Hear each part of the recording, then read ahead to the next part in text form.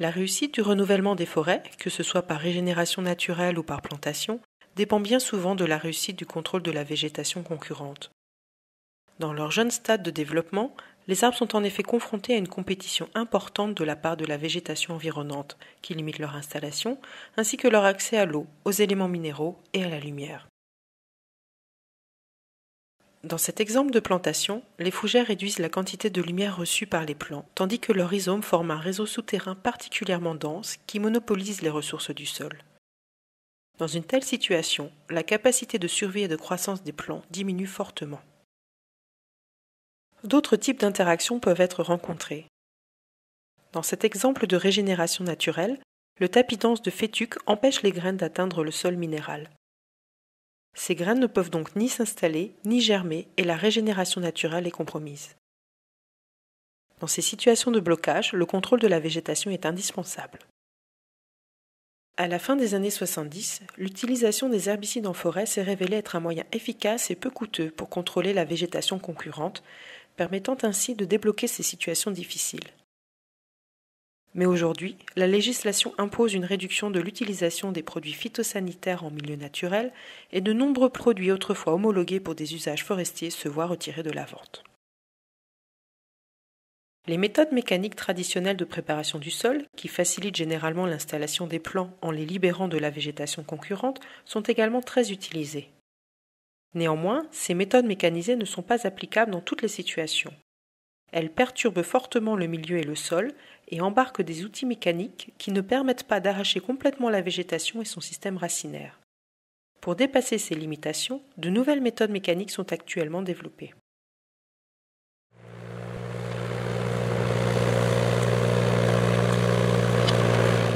Des outils mécaniques innovants, montés sur mini-pelles et spécifiquement conçus pour répondre à ces contraintes, sont en cours d'évaluation par l'INRA de Nancy, l'ONF et ses partenaires. L'utilisation d'une mini-pelle pour la préparation mécanique du sol présente de nombreux avantages. Grâce à son poids réduit et à la présence de chenilles en caoutchouc, elle limite la compaction des sols sensibles. Sa maniabilité lui permet de réaliser un travail localisé et de grande précision, tout en évitant les obstacles sur des pentes pouvant aller jusqu'à 30 degrés. Enfin, elle peut embarquer toute une gamme d'outils mécaniques innovants dédiés au contrôle de la végétation et au travail du sol. Nous nous intéresserons ici au scarificateur réversible, un outil qui permet d'extraire la végétation concurrente et de travailler le sol de manière localisée. Le scarificateur réversible est un outil de 75 cm de large, composé de 3 dents verticales de 40 cm de hauteur, prolongées par 3 obus de sous-solage de 60 cm de long, pointus aux 2 extrémités. 2 dents sont intercalées entre les 3 dents principales.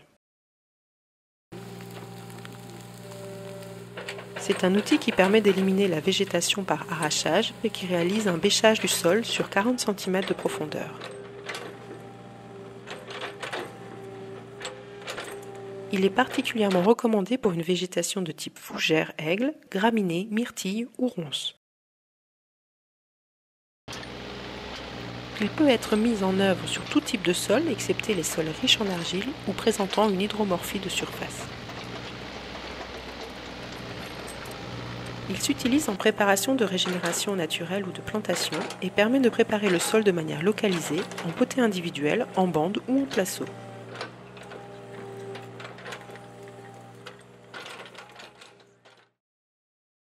Sur un sol non travaillé, la présence de la végétation concurrente empêche les plants de se développer. Dans cet exemple, la couverture dense de fougères réduit la quantité de lumière disponible pour les plants, tandis que son réseau dense de rhizomes limite leur croissance racinaire. Dans une telle situation, la survie et la croissance des arbres est fortement contrainte et le renouvellement du peuplement est compromis.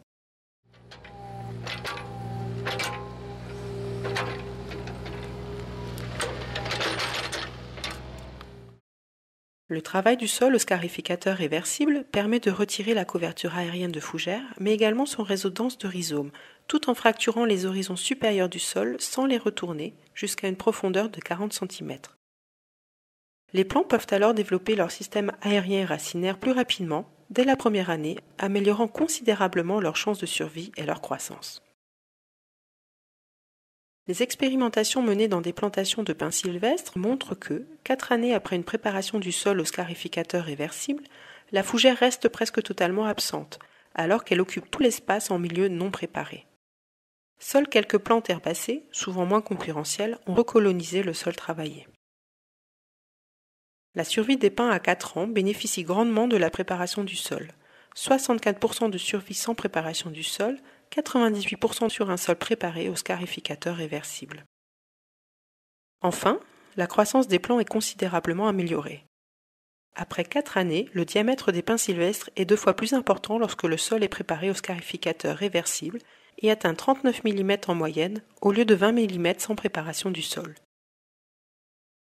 Leur hauteur est également supérieure de 50%, atteignant 1,50 m au lieu de 1 m sans préparation du sol.